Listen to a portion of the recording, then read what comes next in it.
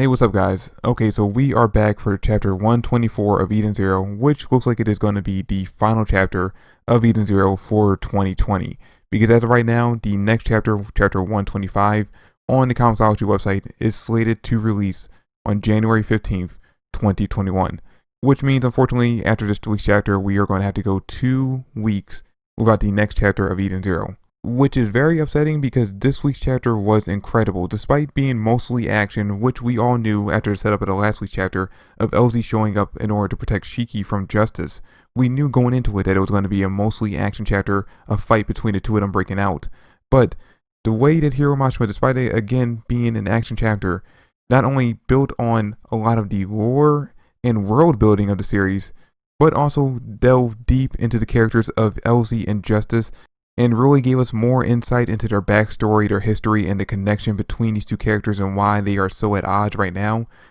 This chapter was so well done that I feel like if you were to give this chapter to someone who's on the fence about reading Eden Zero and had them read this chapter alone devoid of the entire rest of the series, that this chapter would interest them enough to get them involved in reading Eden Zero. Now, this chapter actually picks up where the last one left off, with Elsie showing up in order to protect Shiki from Justice after Justice one-sidedly defeated Shiki in the last chapter. And once she realizes what happened to Shiki, and you guys gotta remember, even though Elsie was only part of the crew for a few weeks and only knew Shiki for a short amount of time back when she was a kid, she grew attached to him and actually started to see Shiki as a younger brother. That's why she's always come to his aid and always came to his defense and even was willing to help him out multiple times throughout the series. So once she sees exactly what Justice did to her surrogate little brother, she was out for blood in this week's chapter. And this is actually very surprising and actually very different when it comes to Elsie, because we usually don't see her character being this serious. Every time we've seen her before, even when dealing with Justice prior to this, she's always been her very comical, carefree character, and even a little bit flirty when dealing with Justice directly. But in this chapter, through the art, you can almost feel the intense amount of rage that she has towards Justice for what he did to Shiki. And again, comparing her to Urza, the way she reacts to Justice in this chapter is very similar to the way that Urza would react to anyone who had hurt any member of the Fairy Tail Guild back in that series. Now, what's really impressive about this fight is that the moment that Elsie activates her Ether Gear and the two of them clash, it creates a shockwave strong enough to knock Shiki back a few feet and creates a giant pillar of ether energy large enough for Justice's two subordinates, Creed and Titan, to see miles away as they're carrying off Homura through the forest. So yeah, needless to say, these two characters are incredibly powerful, and even though Shiki only gets to see the fight between the two of them for a few moments before they end up changing locations, this fight, in addition to how one-sidedly Justice beats Shiki down in the last chapter, should really be a big eye-opener for Shiki that there are a lot of powerful characters in the Eden Zero universe, and that if he plans on continuing this journey with his friends, he's going to have to do a lot of growing strength-wise in order to compete and actually be able to keep his friends safe along the way. And we actually get a little bit of a hint towards him possibly going down that journey of gaining new powers and new abilities at the end of the chapter, but we'll get to that in a moment. Now, after Elsie and Justice actually start their fight, for a quick second we actually cut over to Titan and Creed as they're carrying Homer off to the ship, and just as Elsie said in, I believe, in this chapter and also in the last chapter, her two subordinates actually show up in order to rescue Homer from them, and that being the two members of her Princess Guard, Gowen and Hyoga. And of course, a fight ends up breaking up between the two groups, with Gowen fighting off against Titan and Hyoga seemingly going up against Creed. And it's interesting because Hyoga and Gowen seemingly are kind of like Elsie's representatives of Grey and Natsu in this series, because Hyoga has ice powers, or seemingly has something similar to ice abilities, and Gowen has fire abilities, and he actually ends up throwing in this chapter a punch similar to the way Natsu would. In fact, the dynamic between the two of them is actually a little bit similar to the dynamic between Natsu and Grey in Fairy Tail, with Gowen obviously being a Natsu stand-in, very aggressive and very short-tempered, and with Hyoga obviously being the Grey stand-in, where he is a little bit more calm than Gowen, but we do see the two of them get into a little bit of an argument over something that Creed says in this chapter.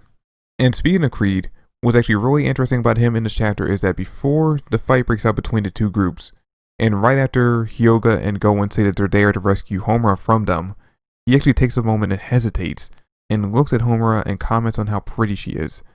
And in this moment you can see that he's actually hesitating on whether or not he actually should follow the orders of Justice and take Homura into custody, even though, like they said in the previous chapter, she technically has not broken any laws. So we can see a little bit of a conflict growing inside of him on whether or not he actually should follow his leader's orders,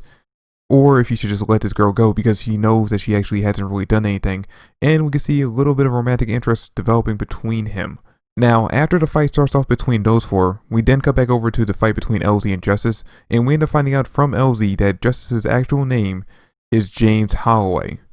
And once she says his actual name, Justice actually gets very angry, says that he drew that name away a long time ago, and he powers up long enough to basically push Elsie back and actually send the two of them flying into the city. And this is where the fight continues on for the rest of the chapter. And this is right here where I was talking about in the beginning of the video that Hiro Machima starts to develop a lot of world building and lore building for the series and actually dives deep into connection between these two characters. Because during the fight, the two of them are actually starting to argue about their shared past and their history and exactly what caused such a rift between the two of them, which we end up finding out in this chapter is that the two of them actually were from the same planet, which I'm pretty sure we all kind of figured out already since Hiro Machima was very obviously mirroring the relationship between Jalal and Urza with these two characters. And since Jalal and Urza had a shared connection from when they were children, obviously the same thing had to have happened with these two characters where they had some kind of connection in their past, which meant at the very least they had to be from the same planet. Now, this is actually when the chapter gets into some heavy spoilers for the two characters' backstories, so if you haven't actually read the chapter yet, pause the video to see your spoiler warning right here. Go read the chapter for yourself because this is some stuff that you want to get first-hand experience from. You don't want to hear from any YouTubers like me or anyone else. You want to hear it or read it for yourself firsthand. Now, if you're still watching the video, I'm going to assume that you already read the chapter or you just don't care about spoilers, so we're just going to jump right into the heavy topic of the chapter, and that is that during their fight, the two of them are arguing about their past, and basically what we end up finding out through a series of dialogue exchanges between the two characters and a little bit of a flashback is that Elsie and Justice were actually the prince and princess of two separate kingdoms on their planet whose parents had actually arranged for the two of them to wed in order to combine the kingdoms into one unified kingdom. And we actually see that through the flashback when the two of them were kids, and I will say that in this flashback the two of them look like they're about maybe 5 or 6 years old. The two of them actually were very close and honestly had some kind of affection towards each other even at that early age. Because we even get a moment where the two of them actually plan on sharing a kiss until Elsie backs off at the last moment and tells them that they should wait until they're older before doing that. Which, by the way, keep that in mind because it's going to come up later in the video. But then as we find out from the dialogue between the two of them during their fight, we end up finding out that at some point, once they were older and they were a lot more aware of what the political standing of their two countries were, that Elsie and Justice actually realized that their governments were actually very corrupt. And apparently, according to Elsie, if they had left the corruption up to the governments and not done anything, then the governments would have ended up doing something that would have actually caused the destruction of the Kaede Cosmos. So because of that, Elsie enacted some kind of plan that ended up causing the war that left her stranded as an orphan, which led to her obviously being picked up by Ziggy and the Eden Zero crew for a few weeks. And because of that war that broke out, Elsie and Justice ended up losing all their family and friends, and apparently even their planet was pretty much demolished and destroyed because of it.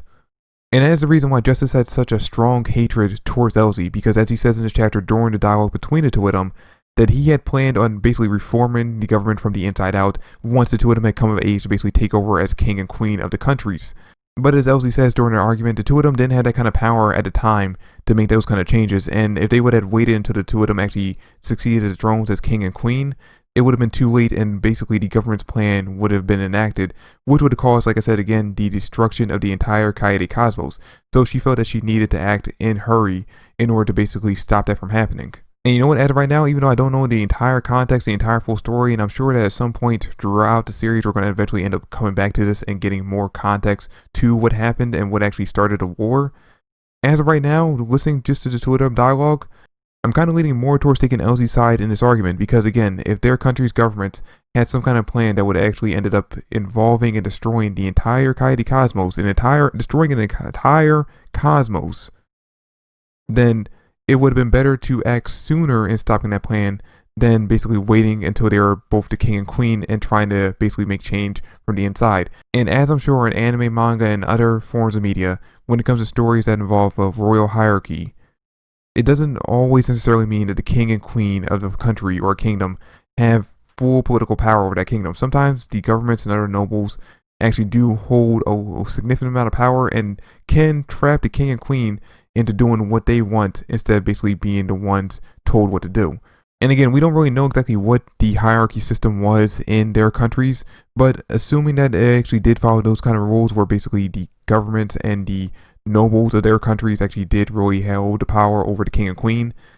there's not really much justice in Elsie could have done even once they ascended to the thrones. So again, even though Elsie's plan ended up causing a war and actually ended up making the two of them lose everything and everyone they actually care about, it more than likely saved the entire Coyote Cosmos from being destroyed. So there's no real guarantee that Justice's plan to reform the government from the inside out would actually end up working. But because of the fact that he has such a strong belief in justice and the government system, he can't actually see Elsie's side of the argument.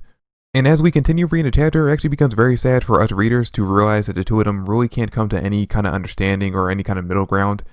because of the fact that they're both so stubborn. Because as we continue reading the chapter and seeing their interactions, especially after the flashback, we see very clear hints that the two of them still have that affection towards each other that they did as they were kids. And we actually see this moment actually visualized for us in the chapter when the two of them actually share a kiss.